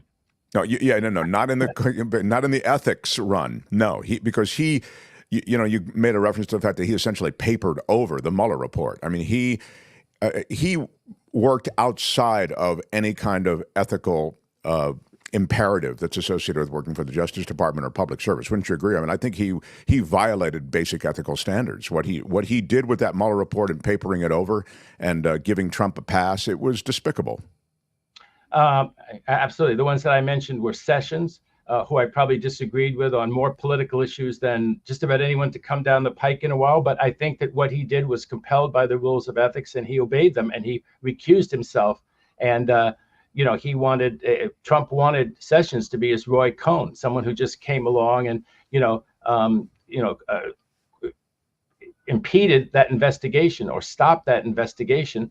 And so as I say, Mueller certainly made a few mistakes from whatever you want to call it, a presentation point of view, although he really did get the goods out. If anyone ever takes the time to read the Mueller report, it's damning. It's damning on obstruction of justice. There's 9 or 10 different instances. He tells a fellow there at the White House, his White House counsel, one of his top White House lawyers, he tells him, go do this thing. The guy comes back the next morning and says, I slept on it. I can't do it. I won't do it. I will not do it. And then they have a whole story which is, counterfactual of how that went down, which they tell the world. That is an obstruction of justice. If a corporate executive put in the record something that was counterfactual of what actually happened and published it to the world, then, of course, there was firing Comey. There was so many things. He ended up getting rid of the majority of the top 10 people at the FBI. People have to realize how extraordinary that was. I mean, the FBI, they got a lot of guts. They have a lot of problems, too, but they have a lot of guts. How many guts can you have as a lower down FBI official trying to investigate properly when you see that top boss after top boss denied a pension, fired, and maligned? The next one, brought up on charges. Trump exactly. And even Barr didn't stand in the way of that. Barr didn't stand in the way of that. And his appointments, I mean, even Christopher Wray, he turned on him like a rabid animal. I mean, it was just it's bizarre that you can't do enough for the former President Trump. He wants your loyalty and he wants your self-sacrifice all the way to the end. And the last thing I'll say, just because you talked about it, is, and I think maybe you've made this point before, these are guys, and I use it generically, men and women who work for justice, who are, they have families and they're not making a lot of money. And the fact that a president and those with a political axe to grind could ace them out of a pension or a job, I mean, ultimately, it's a real crisis for them, a family crisis. What do I do? I have friends at the Justice Department who actually left the Justice Department during the Trump administration. They were worried. They said that there was a guy, I think I mentioned this before, there was a guy there who wasn't a lawyer, was what my friend told me, but he looked to see if there was a connection between cases pending with the Justice Department and I think it was FOT, Friends of Trump, or FOWH, Friends of the White House, or whatever. It was a bizarre middle management position, and you saw these institutions being truly corrupted, even though they have issues, the Justice Department. You, I'm sure, saw many of them when you were working there. I mean, the kind of corruption that was going on during the Trump administration took it all to another level. Can I say one comment about Trump? And I haven't studied this, and I'd be interested if somebody really has studied it. I mean, people have an emotional reaction to what I'm about to say, but it'd be interesting if someone has really studied it. But what I saw of Trump, and I was commentating a lot, I was trying to pay attention with this sort of in mind, how much of it was him helping his cronies, which was enormous, and how much was really punishing his enemies, a la Nixon. And I don't think that there were a lot of, let's say, income tax audits. I think they did a pretty good job of keeping the IRS clean. There is this weird thing that happened with Comey and one of the other FBI guys where they had this super intensive IRS audit. And that there was one chance in 5 million that those two enemies of Trump would be picked out. So I'm not saying that it was perfect, but when you look through the people who were actually indicted, I didn't see a lot of people who were indicted. There was the guy who ran for against DeSantis down in Florida, and the FBI seemed to have made a case that taking tickets, getting 2 free Hamilton tickets, and the FBI made a case against the African-American candidate down there in Florida who ended up losing to DeSantis, who was a huge Trump friend at the time.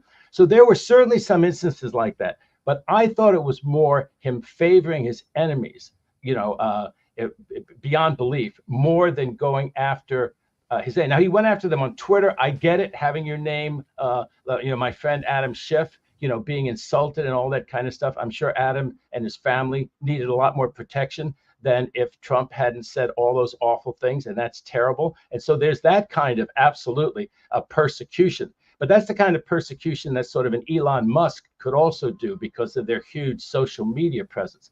But in terms of sicking his attorney general on people or U.S. attorneys on people and prosecuting political enemies, I think there'd be a lot of that if he got back in office.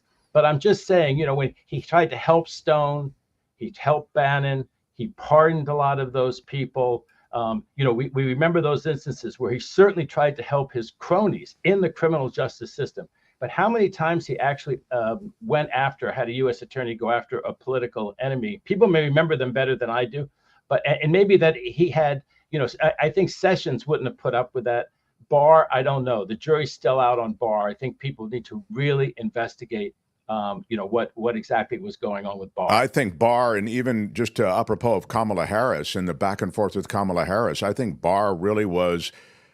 She let him off the hook, actually, in that back and forth, I thought, when she asked him, did the president ever ask you to prosecute or to, what was to take legal action against someone on behalf of the president? And he, or suggest, I think she used it. She said suggest, and he was thinking, and, it's like, dude, if you have to think about it, then that's and I thought she kind of let him off the hook on that, but more to the point, I think there were some dirty deeds going on. I got to let you go, David Katz, but I want to get your real quick take on something, and that is a voter suppression move in Arizona where they're requiring proof of citizenship. They're trying to get this proof of citizenship law, and it's being litigated in the courts. Just give me your take on this, the idea. I mean, many would say, hey, what's the problem? They have to prove that they're a citizen in order to vote in the United States of America. Why is that an issue? Tell me about the proposed law.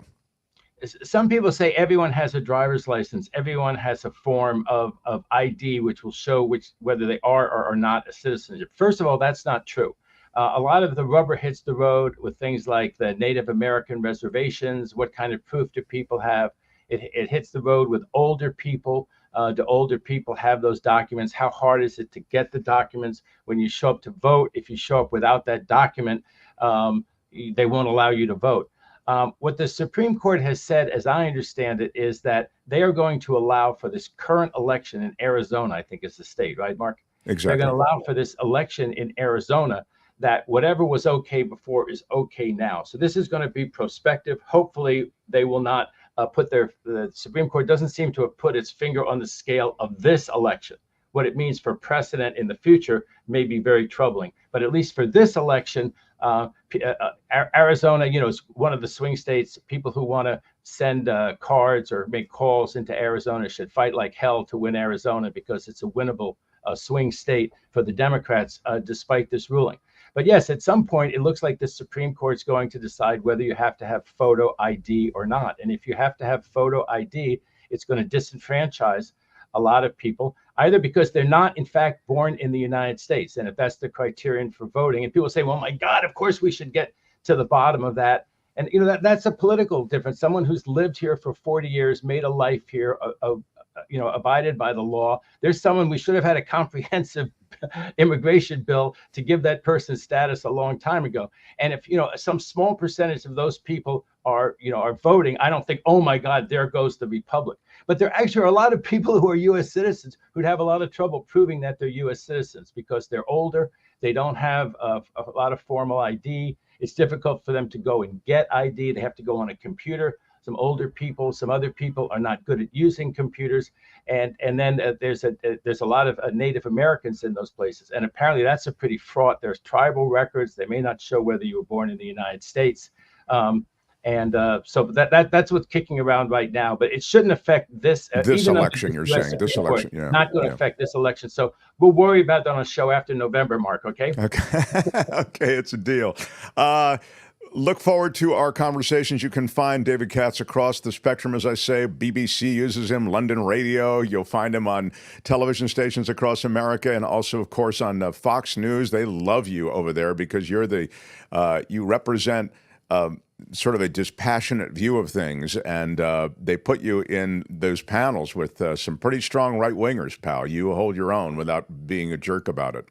We're doing News Nation, especially on the weekends, and sometimes Trump has a rally, and the way it ends up, the other person either has lost interest or gone and done something else, and I'm left there in the studio when Trump finishes, so I get to do the rebuttal. What Biden wasn't very good at, Mark, I'm quite good at. And that's great. I say, the economy is actually better. We're the envy of Europe. Our inflation is lower. Crime rate actually went down. I'd knock those points out. And, they're eating dogs and cats. You can't make that up. If he can win this election after they're eating dogs and cats in Ohio, I've lost how many people have lost their minds for how many years over Trump. But you say, my God, the spell has to break. The fever has to break for these people. They're eating dogs and cats in Ohio. I want this man as the leader of the free world.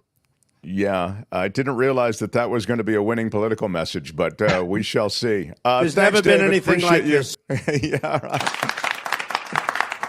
Bye, David Katz. The Mark Thompson Show. Oh, my God. So true.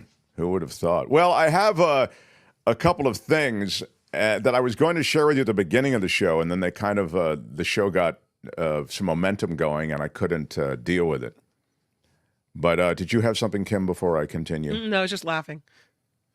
Albert, did you have something before I continue? Oh, we have some donations and super chats we didn't Albert, get to. thank you. Oh, Billy DeBono, what up, Billy? A $10 super Big chat. shout out. Mark, in all seriousness, your all-star show yesterday featuring some of the best in the business was 10 out of 10. Daily Show, Colbert, CNN, etc. did not hold a candle to your debate breakdown. Wow. I've never seen anything like it. Well, it's very, very exciting to get the... There's never been anything like this. Well, I'm just saying... I have never heard of something like that. Well, there is nothing in our history that quite compares to this. Billy brought it up. Nobody has ever put something like this together that I've ever seen. Thank you, Billy. I've never seen anything like it before. I agree. I think it is true. Have you ever seen anything like this? Okay, I get the idea. And Billy actually threw us a $10 super chat. So thank you, Billy. Jared Elwell, who is new, I think. I don't know. I don't recognize the name. Yeah. What up, Jared Elwell? Big shout out. Big shout out and a super sticker. You and your son, it looks like, in your avatar, in your picture. I know we got to one of these during his segment. I'm not sure if we got to this one from No Contendo. Yeah, we did get to it, but I'll just... Big shout out. No Contendo, thank you for participating today with Super Chats. And this is a question about the special prosecutor.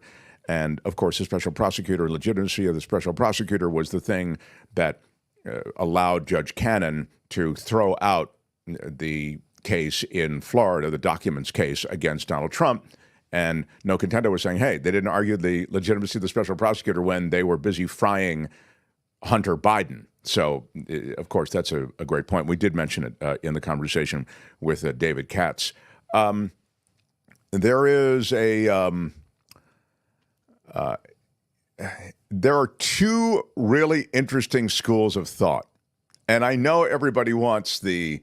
hey, it was a great debate, and now let's just prepare the White House for Kamala Harris. And there's also it was a great debate, but everybody's pretty well baked in, and America's a divided country, and this is going to come down to like 5 households in Wisconsin or whatever the hell it is because of this ridiculous electoral college, and that is the reality we live in. So I was going to lead the show with this, but I thought you would appreciate... first, I'm going to give you, Albert, if you have it ready, the Frank Luntz thing. Now, Frank Luntz is the pollster. He's a right-wing pollster, okay? He's a longtime GOP pollster. So now he's coming on GOP media and sort of right-wing media, and also, to be honest, clickbaity media, Piers Morgan. And he's saying, I think it's pretty well over, dude. Trump screwed the pooch in the debate, and now Kamala is going to roll. This is essentially what he's saying. Albert, I haven't seen the clip, but I've read all the quotes. Here he is, Frank Luntz talking to Piers Morgan, again, a longtime GOP pollster is really what he is. He does focus groups, etc. With his thoughts on where the election sits. Roll it, Albert, Do you please. think Kamala won? And does that mean she may now win the election? I think more accurately, it's that Donald Trump lost. And this is not the worst debate performance I've seen in my career, but it's very close to it. The conversations about people eating dogs and cats, calling the leader of Hungary one of the greatest world leaders, repeatedly missing the opportunity to focus on inflation and affordability, and the complete inability to present his point of view without completely tearing into Joe Biden, into whomever was in his sights. It was a pretty negative performance, pretty pessimistic, cynical, contemptuous. And I think that this will cost him. Yes, I'm trying to decide if I want to go on record, and the answer is yes. I think that he loses because of this debate performance. Wow.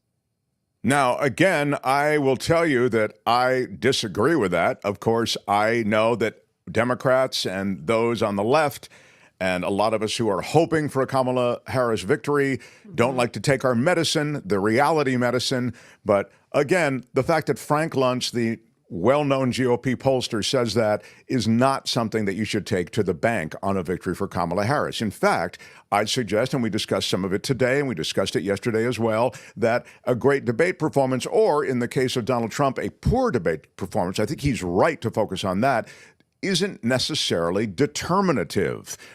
So now I've given you the official word from the GOP pollster. What is this? Trump via Truth Social. Kamala should focus on.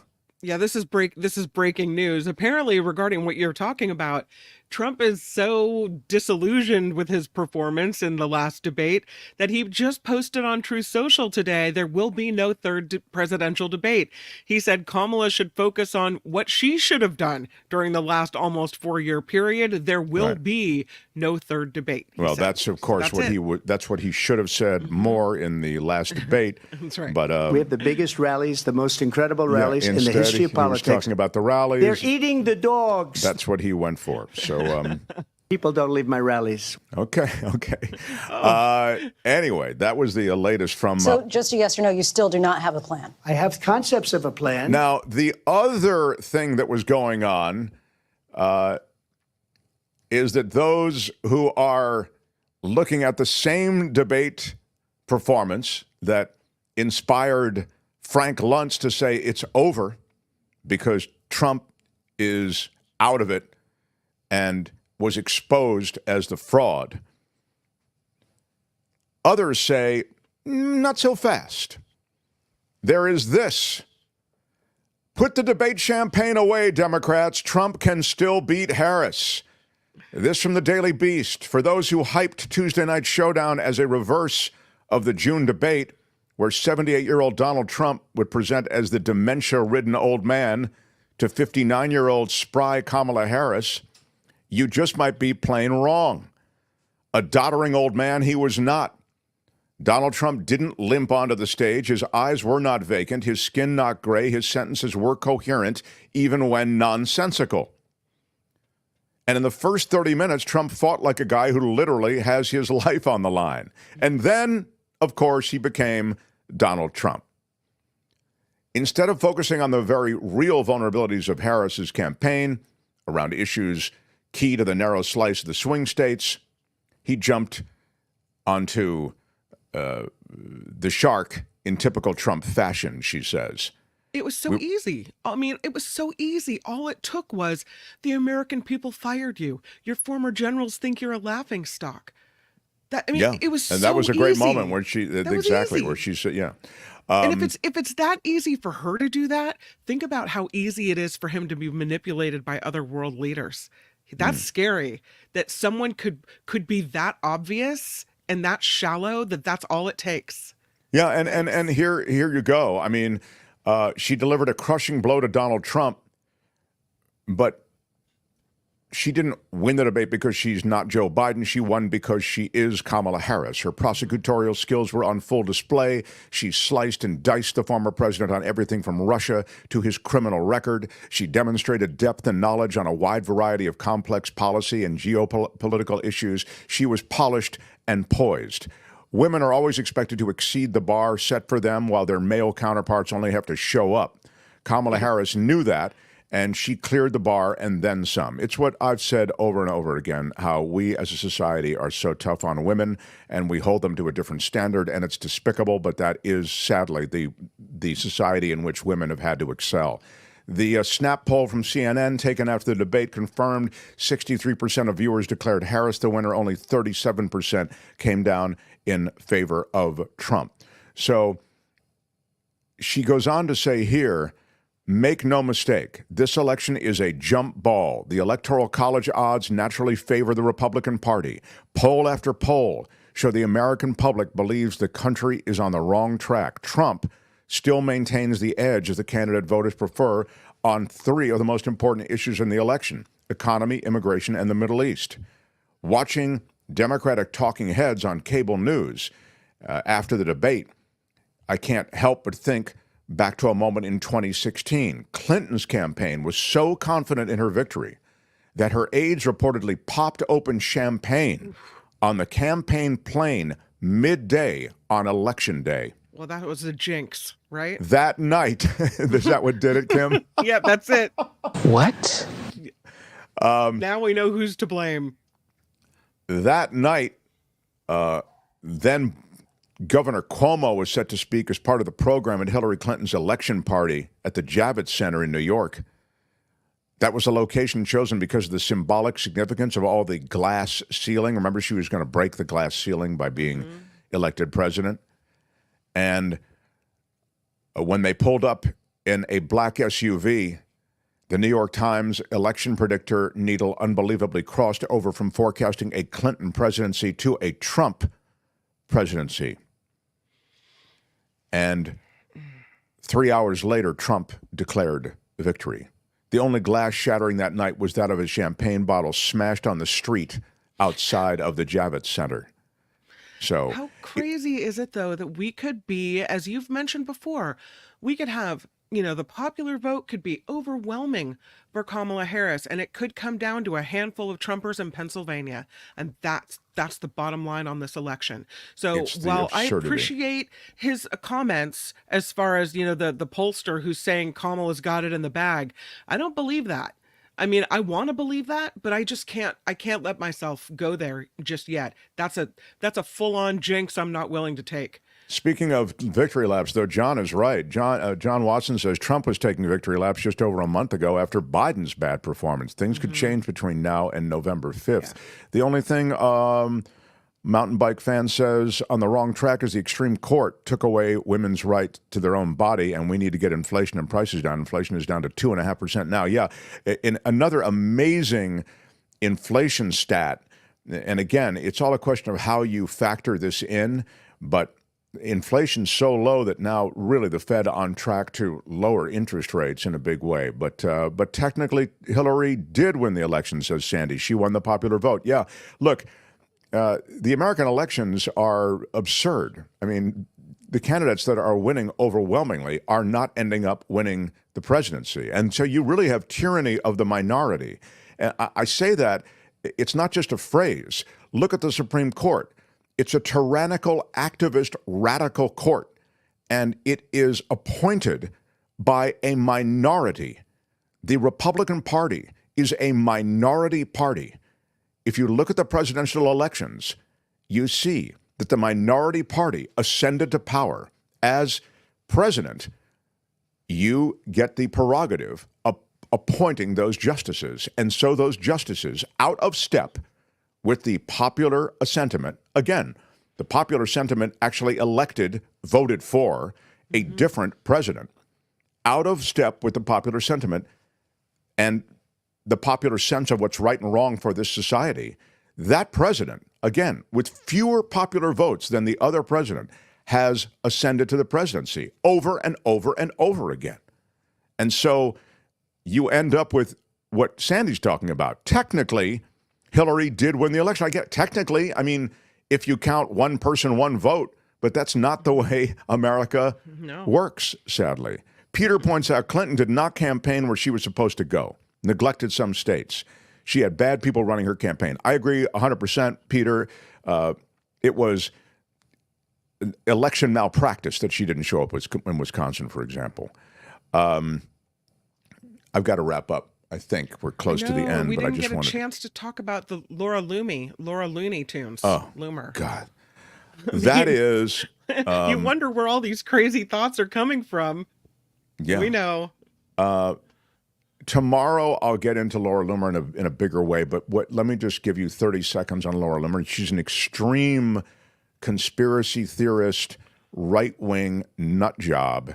And again, I don't use a lot of name-calling on this show, as you're aware. Never have made fun of Trump's hair, never made fun of Trump's weight, never made fun of Trump's skin, the orange guy thing. You never hear that from me. But so when I say nut job, I mean, I really try to use that with some degree of caution.